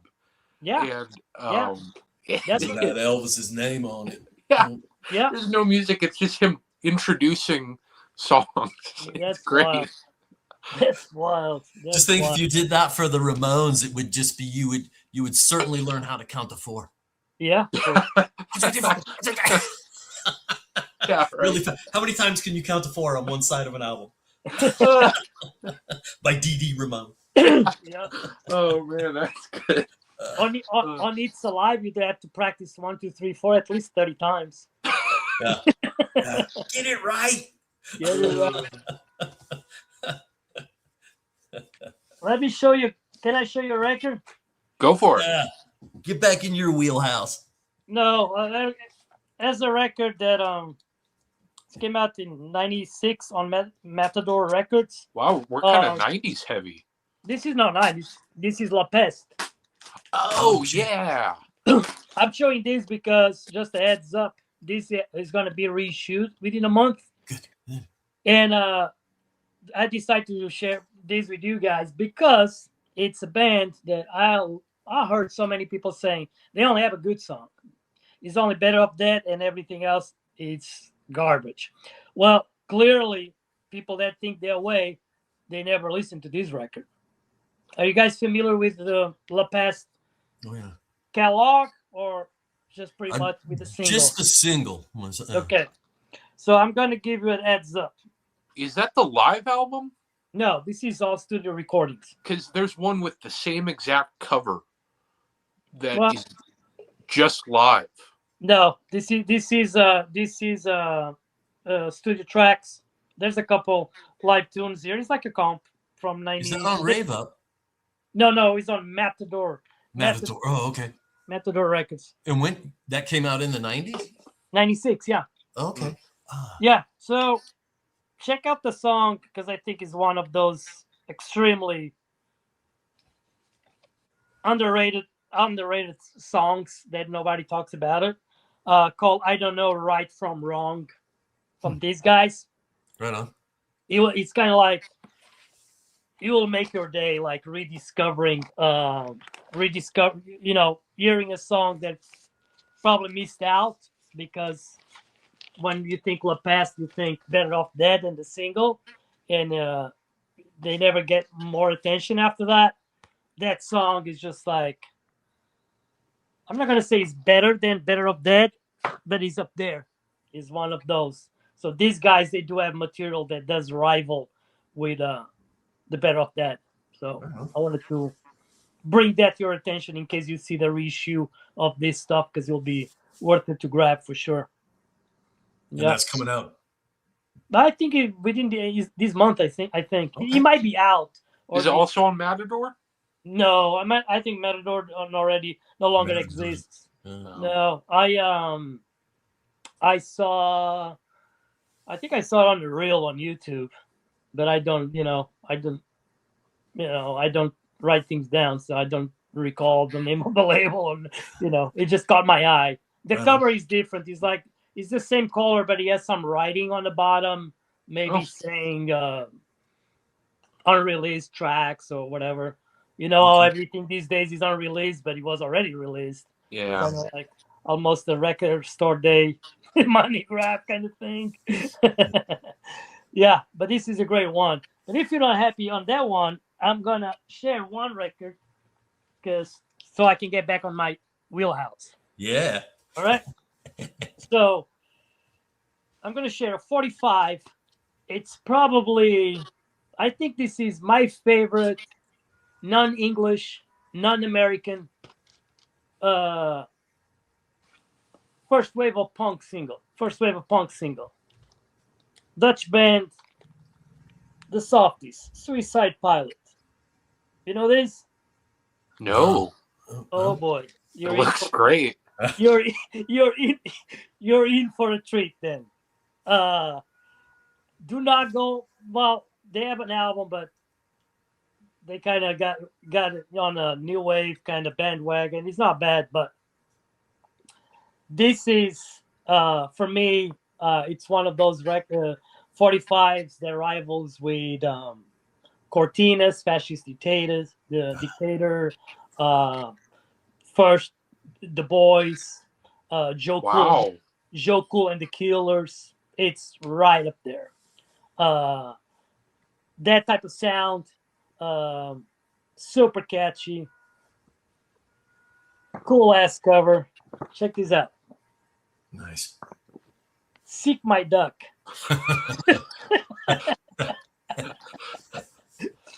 What's that mean in Dutch? I don't know. Same thing it means over here, I guess. Also says, never mind the lollipops, suck a softie. Oh, And That record ain't for kids. yeah, and no, this is fantastic. And this is 70. Is either 77 or 78. Let me see. I think. Yeah, this is. I had to share this because it's one of those records that I play so often, and I know George appreciates like, artwork and little yeah. nuances. The back Nuances, cover is great. and check out these Oh, I've label. seen that label. Yeah, Yeah. yeah, Charlie Records. Yeah, this is, man. Uh, you guys can thank me later. Is that This a spendy one? Say it again. Is that a spendy one? No, I don't think so. probably not if it's on Charlie. None of Yeah. those are really. No, it's about like $20. Right. I don't Right. know. I It's don't not know. a $100 single or something. Yeah. This one was I grabbed these in the '90s, probably for $1 or $2. That would have been a blind buy for me just off the cover. Yeah, this is Yeah, excellent. absolutely. That's the first time I've ever seen it. Yeah, this record is up there. Like the other day, me and George we've been talking about. If you're going to DJ, the records that come with you, this one always with me. Check this out. Right. The Softies, Suicide Pilot, and let me know what you think. It's a banger. Yeah. Do you want to show a record, Garner? Yeah, I'm gonna jump in my wheelhouse real quick. This is something I've been looking for a long time because this particular song was not released on a single in America until like later on a reissue. John Lee Hooker, Dimples. Oh, okay. And then on the backside of the track called I'm Leaving. Huh. It's one of those long time wants, not a grail, just hard to find. Finally, a U.S. seller. I love that stateside label. Yeah, that's such a great label. Such a nice looking sleeve. Oh yeah. Oh, it's not here. I thought it was on this one. But it's not. Yeah. It's on plenty of albums here. It was never like issued on a single here at the time, which surprised me that Dimples. It came out later on an American label called Trip Records, and they put out some blues. There's probably like a Jimmy Reed thing on there or something. Just a small like reissue label. What year is that label from? This one? No, the one you just mentioned. I think that those were probably in the 70s, maybe the early 80s. Oh, okay. Yeah. That's not what I was thinking. Yeah, those are the type of things that I track down now. Little hole fillers. What was that, a spendy one? Actually, that was not too bad. I was pleasantly surprised. That to find a UK copy over here. Did you find that out in the wild, or you had to? No, that was a Discogs. The Discogs. That was a Discogs. Yeah. I love digging in the wild, but I don't go out in the wild looking for the stuff that I'm after. Yeah. That stuff ain't out. That stuff's not out in the wild. If it is, yay, but. Yeah, around here you just don't see 45s. I mean, I do good for albums, but I just, even at thrift stores and stuff, I don't hardly see 45s. Well, I haven't. There's not many that I'm familiar with. At least in Southern California, the stores barely have any 45s, and the ones that I know that have a shit ton of boxes of 45s is just the 80s and 90s stuff. Then everybody bought at the Right. gig for $1, and Yep. everybody got rid of it. You know, Yep. it's At the just same. All got rid yeah, of it at the same time. Yeah. yeah. I don't even recall when was the last time I found like a true grail out in a while. It's been a long time. Yeah. I mean, I was around here. I think I found outside me working at the store, going through thousands and thousands of Perry Como and Pat Boone and Connie Francis records. Holy You know, the shit! stuff that I'd find in there. But in the wild here, I actually am surprised for this location. A couple of the things that I found. Yeah, Found 75 cents for some.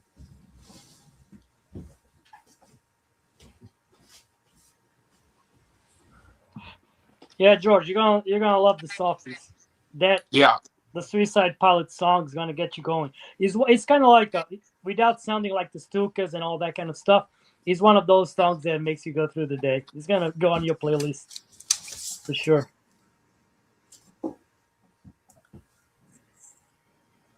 It's the Royal Coachman Oh, Killers of Men.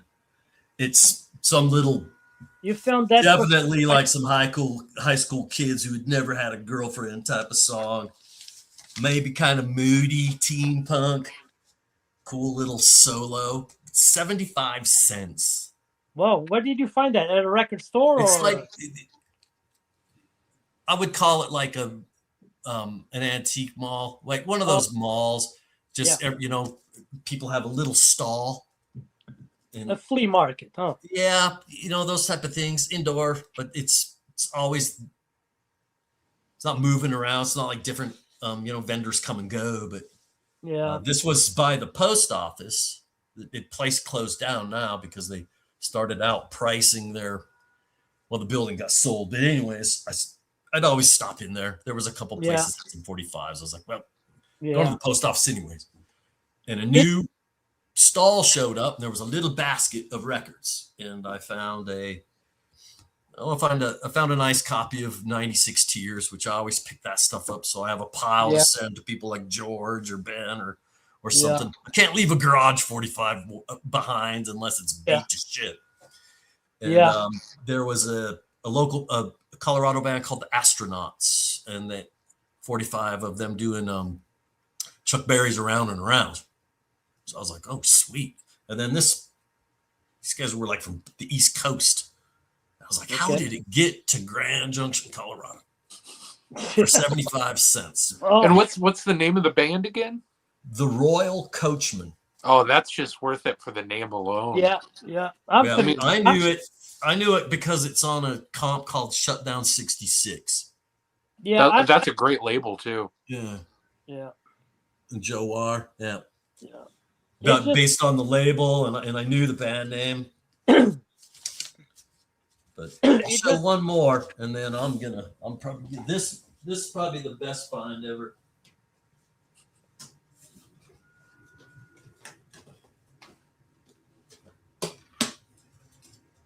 you see George, that record is in a safe.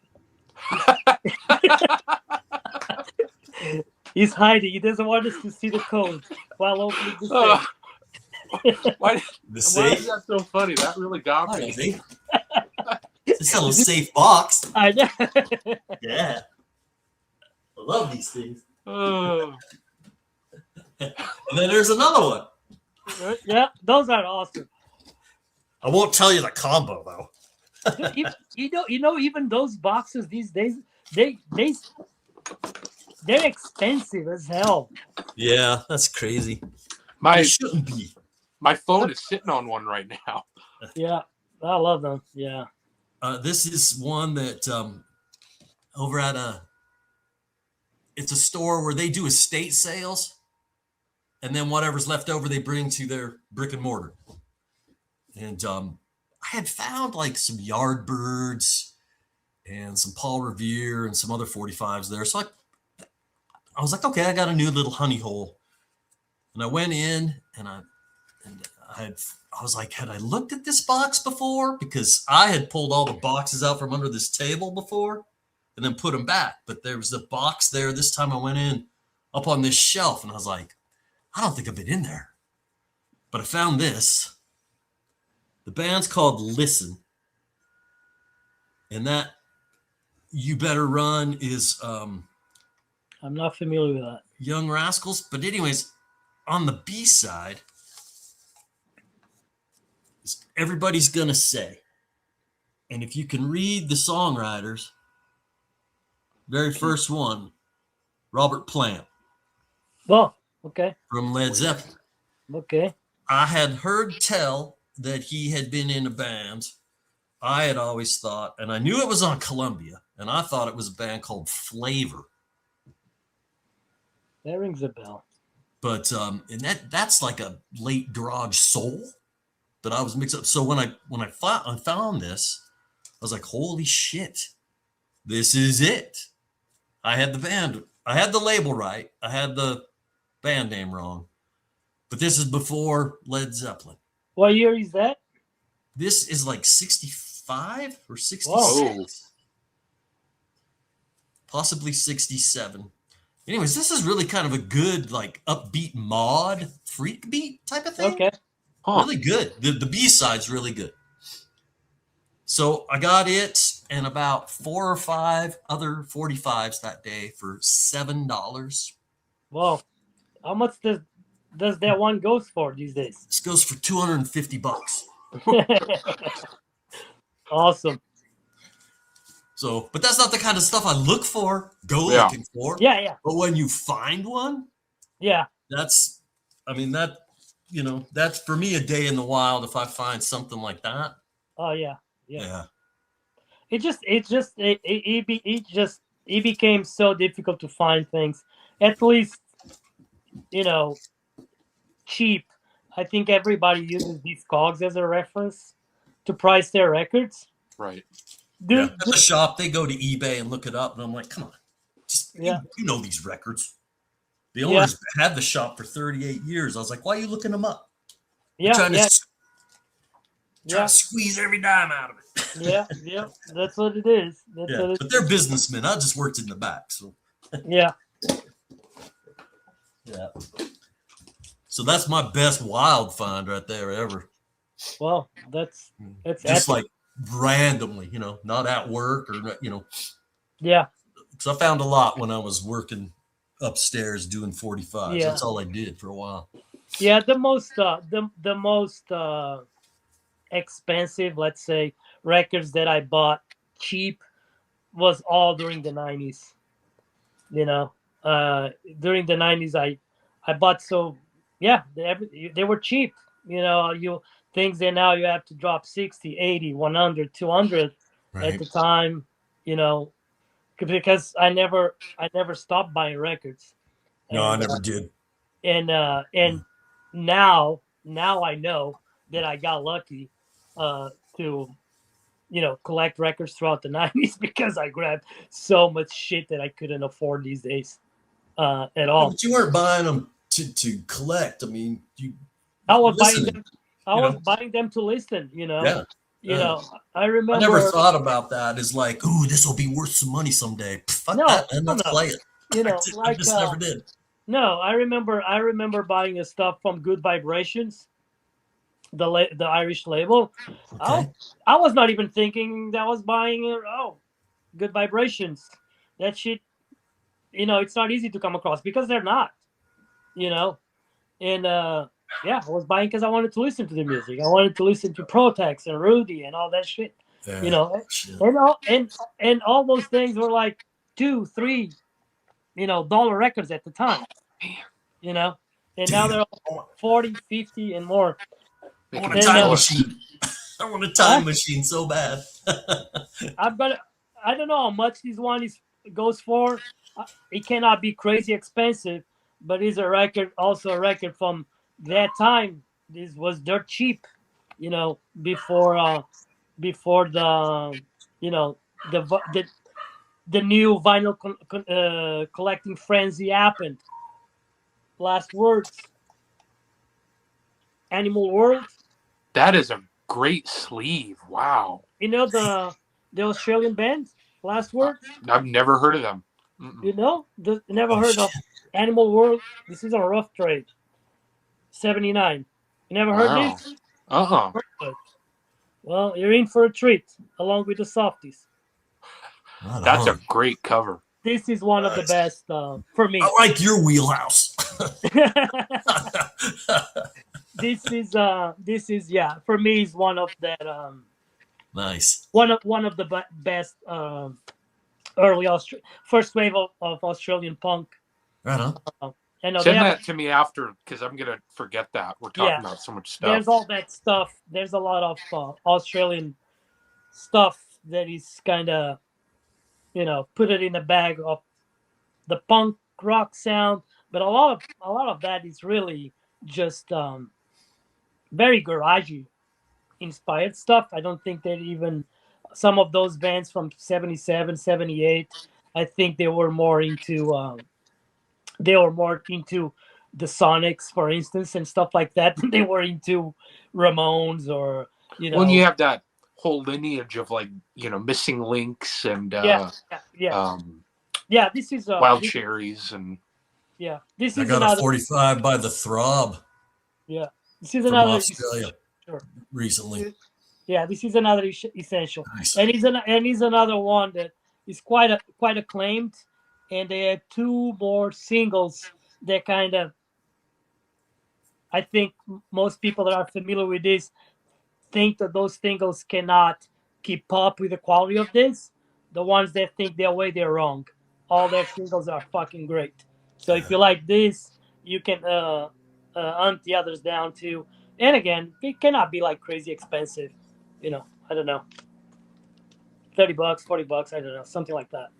But it's Was it like UK rough trade, or was it yeah, or pressed? So yeah, Aussie band on the UK. That's cool. yeah, yeah, yeah. It's UK rough trade. Yeah, Right on. yeah, it's great. Another 77 essential, Yeah. I'll say. Yeah, and it's interesting because that's one thing I like. I think a lot of I like about punk rock is like it seems like it was one of those scenes that even back then there was kind of like a worldwide network because this is a classic song from '79 from Australia, and there's like one of my favorite French bands. You think about the connection. Australia, France, late 70s, early 80s. One of my favorite French bands, which is a band called Kidnap, on their debut, which I believe it might be 1980, something like that. They opened the fucking debut covering this. And you'll think, Holy shit. right? So Yeah. for a French band in the late 70s to cover an To Australian, cover an Australian band. kind of unknown yeah. Right. band's gotta be some good shit. Yeah. Somebody traveling around with a box of records. Sure. It's like how would you get that? But a DJ or something. But Yeah. more than likely, some traveler, moved. Yeah. And his box of records, moved from Australia to, well, like you coming from Portugal. Yeah. America, you've got stuff that there's no way. I mean, Yeah, I do. Yeah. I've never showed up over here. Yeah. But I'm gonna tell you one thing. It is it's wild, but the greatest find, it's not it's not nothing expensive, crazy expensive, but it's almost impossible to find. I found here in America on a on a on a record swap. I find a original cassette of a Portuguese band from 1985, a live performance on a talent show. That cassette, it's like hardcore, very UK 82 sound. That thing was never released, but on that cassette, that I never saw that cassette in Portugal. Actually, I've seen that cassette in Portugal. Friends that had the cassette with no cover. I found it here a few years back, with a crispy cover, like mint condition. You go figure. In Anaheim. Anaheim. I was like, wow, yeah. How did that thing got here? Nobody knows. Possibly being on the West Coast, you think about probably how many bands like that were sending stuff to Maximum Rock and Roll for Possible. review. Yeah. So at least it got to the West Coast in Yeah. America Yeah. for Yeah. Tim Johannen and his crew to have a look at. Yeah. So then that's probably likely. Yeah. It's I probably mean, what year did Maximum Rock and Roll started? 82 or something possibly. So But before that, a little bit before, but yeah. So if they Yeah. got this cassette was kind of like probably in the early stages too, of Maximum Rock and Roll. Yeah, I found it here. Yeah. I don't even doesn't have any value to I cannot put a price on it. Right. But yeah, I never in my country never saw it, especially with the cover, everything intact. And I found it here. That's a cool find. I know, it was an amazing find. It was like on a fucking shoebox with CDs, and Right. fucking lemonade CDs and shit. And there was like a cassette CD. I couldn't believe it. And I think I paid $20. I was like, the guy probably was thinking, oh, this guy's giving me $20 for this crap. Fuck, I'll take it. But to Right, me, he didn't know. yeah. That's like the lady at the shop where I found that one. She's like, I don't know how many. Yeah. $7 for those. I'm like, all right. I'll take it. I mean, I didn't know that one would be worth that much. Yeah. Yeah. I mean, I was just like, I don't know. I know this. I will never see it, so it's not a $2 record for sure. Yeah. She said $7. I'm like, all right, there we go. But not a place where she looks them up. That's for sure. That's why I liked going there. Yeah. Because I was like, well, she's not looking them up, so I guess she's good. Yeah. So, do you guys want to show one more? I think I'm running out of juice on my phone. Sure, yeah. I'm good. Finish us off, George. I think that I just pulled this because you guys made me think of it. This is by far my best find ever in the wild. I think I've showed this before, but I will never get sick of showing it. Yeah. Oh. And this is, to me, I paid a bit for it. I paid $50 for this. Fuck. But it's in it's got a little chewed upness, but it's in shrink wrap, and record store here in town had a copy in about the same condition, and it sold for $300. Yeah. And I was just at like a sort of indoor flea market sort of thing, and I was the way I am. I do 2 laps, and the first lap is just records. You know what I mean? And on my first lap, I was looking around, and she just had a bin of records sitting out, and this was right in the front. And so I grabbed it right away, and then I started talking to her, and I was like, well, how do you get this? And it was funny because I had my Sonics shirt on, and she was married to one of the Whalers. Whoa. And she just had it like lying around. But so she obviously knew it was something, because $50 isn't nothing, but she had a pretty good idea compared to $300. Right. I mean, that's a score, She's just that she didn't put the work to find out the true value, but she didn't want to let it go for free. She just gave it like $50. Yeah. Kind of thing. Wow, that's amazing. And it looks super crisp. You show the record. The record looked mint when you showed. Unplayed. Wow. I wouldn't She didn't be like her surprised husband's band, huh? Was she married to one guy? You said she was married to one of the Whalers. Yeah. She must not have liked the band. That's what's that $50. She probably divorced the guy. Yeah, I think so. Yes, actually, you got the spoils of war. But it's like it's never. I was like, my hands were shaking. I remember it was just like And this is kind of interesting because it has, was repressed in the 80s. Right. But the repress is missing like 2 songs Oh, okay. because I think rights issues. So, but it's kind of cool to have the version with I think this song, "It's Christmas," Okay. because of rights issues, was never on any of the other versions. Huh. That's awesome. That's a great find. Nice. That's my best find. There you go. Well, there we all showed off our wild finds. There you go. And you ended with a Christmas record. Oh yeah, topical. So that's pretty good. Yeah, topical. There you go. Our script worked this time.